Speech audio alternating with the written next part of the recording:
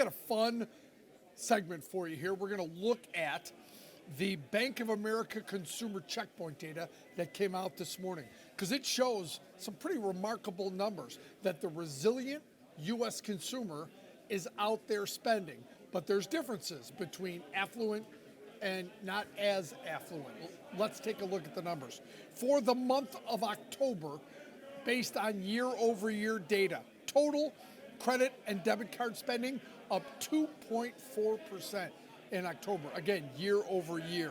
For the month to month, up 0.3, seasonally adjusted for the fifth consecutive up month in terms of consumer spending. So through everything we've had the last 41 days, the consumer is still showing up.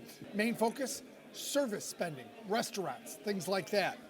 Now let's get to holiday shopping coming up. Very important. Spending per household so far for the month of October, when it refers to holiday shopping, up 5.7%. However, there is something a little concerning.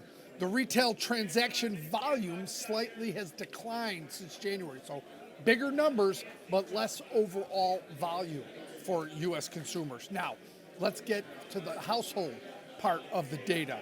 Higher income households spending up 2.7 year over year for the month of October. Lower income households still positive, up 0.7. How about after-tax wages? Higher income households up 3.7%. Lower income households up 1%. Couple in things. 62% of the respondents, when concerns to holiday shopping survey, reported feeling financially strained during this period. More incremental data from this report. Spending could have been higher without the government shutdown or the weather from the nor'easters that hit the East Coast. So the government shutdown would likely impact Washington, D.C., metropolitan statistical area most, as the federal government accounts for about 19% of all employment in this area. And D.C. spending growth did lag the rest of the country. So like you would think with the government shutdown, D.C. area suffered under that. So there's the Bank of America consumer checkpoint data for this month.